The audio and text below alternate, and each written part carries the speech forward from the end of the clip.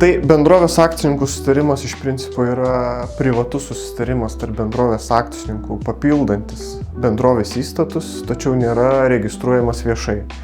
Akcininkų susitarimas yra skirtas tam, kad lanksčiau reguliuoti būtent tarp pačių akcininkų atsirandančius verslo santykius, tai tokius kaip sprendimų priėmimas, pelno pasiskirstimas, akcijų pirkimas, pardavimas, vieno akcininko pasitraukimas, tarkim, norimas. Ir priešingai negu įstatai, kurie daugiau atspindi formalią bendrovės struktūrą, akcininkų susitarimas yra skirtas aptarti daugiau realius tuos gyvenimiškus tarp akcininkų susiklostančius santykius. Tai akcininkų susitarimas iš principo taip pat padeda vėlgi išvengti tokių situacijų, kai sprendimai priimami ar ne emociškai. Civilinės teisės požiūriu tai yra civilinė sutartis tarp privačių subjektų, kuris sukuria visas atitinkamas teisinės pasekmes, kaip ir įprastos sudaromos sutartis. Tai tokios sutarties sudarimas gali būti laikomas kaip saugikliu, kuris apibrėžia aiškias iš karto ribas tiek ginčų sprendimui, tiek tarpusavio santykių sureguliavimui. Todėl teisininkai rekomenduoja tokio pobūdžio sutartį sudaryti iš karto, tai yra pačioje veiklos pradžioje, tam, kad verslas vystytųsi sėkmingai toliau.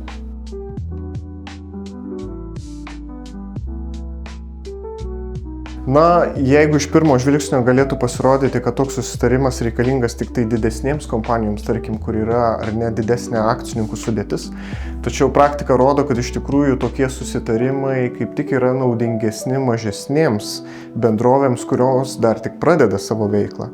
Nes dažniausiai, kai verslą pradeda keli asmenys, tai būna įprastai ar draugai, ar šeimos nariai, ar kolegos, tai visuomet ta verslo pradžia grindžiama tarpusavio pasitikėjimu ar ne ir gerais santykiais. Ir tokioje stadijoje dažnai nenumatoma, kaip bus sprendžiami ginčai, kai jie iškils, o jie, kaip taisyklė, dažniausiai didesnė ar mažesnė apimtimi visą laiką vis tiek iškyla. Net ir mažose įmonėse ar ne nesutarimai akcininkų dėl darbo krūvio pasiskirstimo, dėl sprendimų priėmimo, dėl pelno pasiskirstimo ar ne, gali tapti labai rimtų ginčų pagrindu, kurie gali iš esmės apsunkinti bendrovės veiklą. Ir didelėse kompanijose tokie ginčai sprendžiami pakankamai formaliai. Tuo tarpu mažosne kompanijose tokie ginčai ar ne kažkaip tarsi stengiamas juos praignoruoti ir jie lieka tarp eilučių.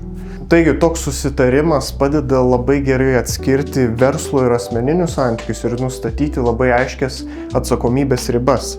Todėl toks susitarimas iš principo yra reikalingas visose bendrovėse, kuriuose dalyvauja daugiau negu vienas asmuo. Turbūt vienas iš esminių klausimų, kuris turėtų būti aptartas pirmiausia, tai būtų sprendimų priėmimas. Nes reikia labai aiškiai nusistatyti, kokie sprendimai, kokia balsų dauguma priimami. Tai yra, ar vieniems sprendimams reikia pritarti vienbalsiai, ar kitiems sprendimams galima, ar ne, kad pakaktų tam tikros nustatytos balsų daugumos.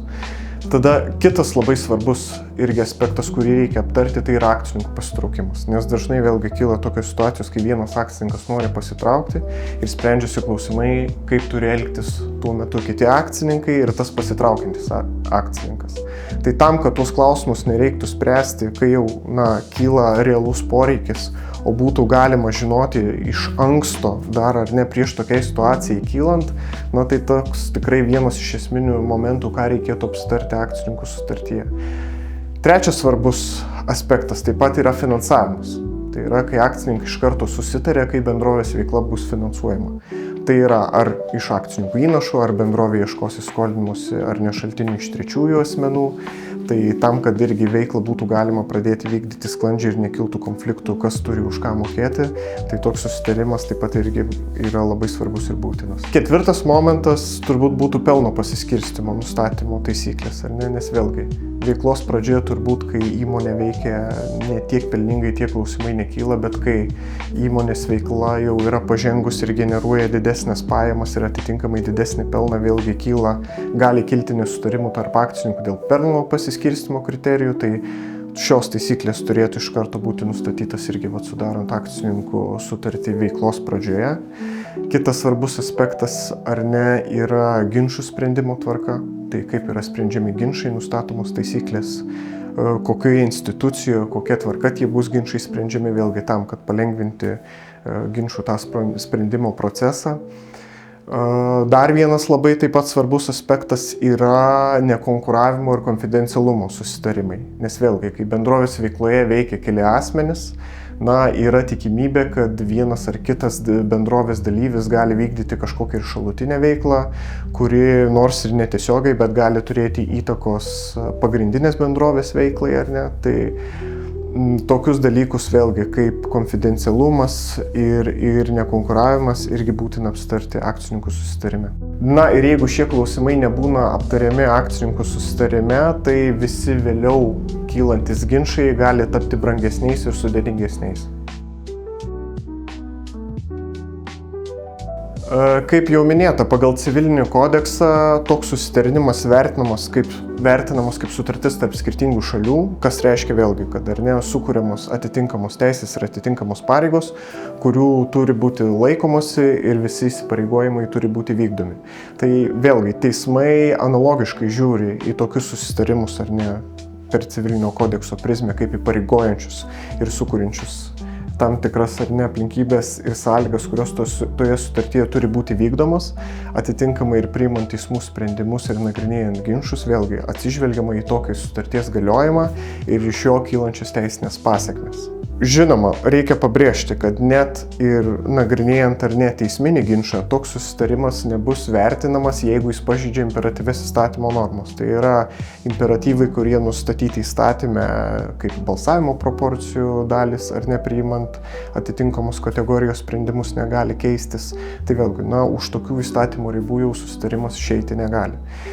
Ir kas dar labai svarbu, to susitarimo rengimo aspektu, tai yra, kad turi būti parinkta tinkama teisinė forma tam, kad tokį susitarimą būtų galima realiai įgyvendinti ir atitinkamai iškilus ginčui pasinaudoti jo nagrinėjant bylą teisme.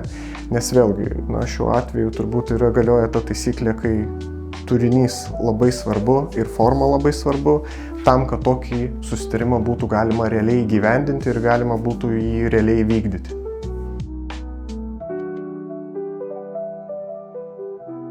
Tai turbūt pirma ir pagrindinė klaida sudarant tokio pobūdžio susitarimus, tai yra tai, kad toks susitarimas apskritai nesudaromas. Nes įprastai būna ar ne požiūris versle ir ypač verslo pradžioje, kad pas mus viskas bus gerai, pas mus bus kitaip, pas mumis ginčų nebus. Tai tikrai pirminė klaida turbūt yra, kai arba apskritai nesudaromas, arba kai tokio susitarimo sudarimas yra atidedamas vėlesniam laikui. Kita irgi dažnai pasitaikanti klaida ir irgi labai reikšminga yra, kai nenumatomos susitarime jokios sankcijos už tokio susitarimo nevykdymą. Ką tai reiškia? Sankcijų nenumatymas iš esmės reiškia, kad tokį susitarimą labai tampa sunku priverstinai vykdyti ar ne kažkokios jį nenorinčios vykdyti šalies atžvilgiu.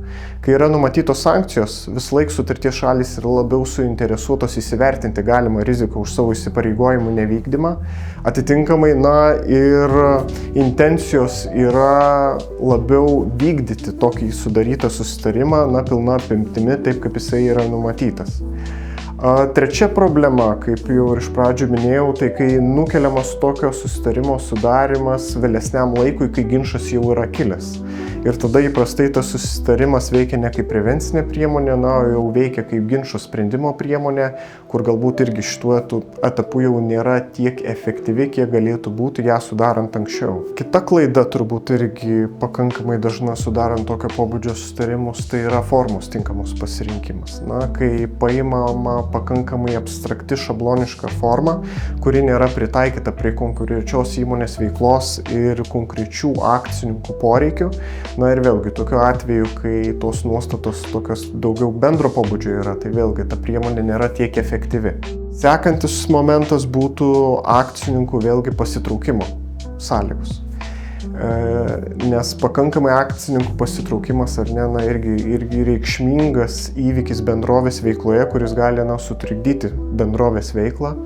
Ir tam turbūt irgi iš anksto turėtų būti numatytos aiškios sąlygos, kad ta veikla būtų paskui kuo mažiau apsunkinta, keičiantis akcininkų struktūrai. Taip pat atitinkamai situacijose, kai yra deadlock situacija ar ne, kai akcininkų balsai bendrovėje pasiskirsto po lygiai ir vėlgi sprendimai negali būti priimami, nes iš anksto nebūna akcininkų susitarime apsitarta, kaip būtent tokiose situacijose sprendimai bus priimami tam, kad bendrovės veikla nenutrūktų ir galėtų toliau vykti. Taigi tokių aspektų nenumatymas ar ne akcininkų susitarimuose gali turėti labai reikšmingos įtakos apsunkinant bendrovės veiklą ir neužtikrinant jo tokio nuoseklumo.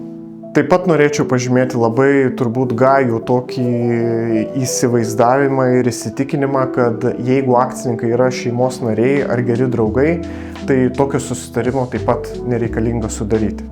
Tačiau, kaip rodo praktika, realiame gyvenime dažnai vyksta priešingai ir būtent tokio pobūdžio bendrovėse, kai yra ar ne akcininkai artimi šeimos nariai ir, kaip minėta, draugai, įvykus kažkokiam ar ne kilus ginčui, tai tie teisminiai procesai tampa tikrai labai sudėtingi ir gali užtrukti ilgą laiką ir labai su neigiamom pasekmėm tiek asmeniniam, tiek verslo santykiam. Tai šiuo atveju toks susitarimas yra labai geras pagrindas atskirti būtent tuos asmeninius ir verslo santykius ir išvengti ginčų tiek asmeninėme, tiek verslo gyvenime. Tai mano patarimas turbūt būtų pakankamai paprastas. Tai atkreipti dėmesį, kad akcininkų susitarimas tikrai nėra tik formalumas, o yra didelė investicija į stabilumą. Jis neleidžia kilti ginčams paremtiems emocijomis ir užtikrina verslo nuoseklumą. Ir jeigu turite verslo partnerių, tikrai skirkite laiko iš anksto susėsti ir apsitarti pagrindinius veiklos principus, kas gali pagelbėti ateityje vykdant veiklą. Ir tai tikrai yra pakankamai aiški ir paprasta priemonė atskirti būtent minėtus verslo ir asmeninius santykius ir juos kartu apsaugoti. Ir auksinė taisyklė turbūt, kaip teisininkai sako, visada yra geriau susėsti ir susitarti šiandien, negu ginčytis teisme rytoj.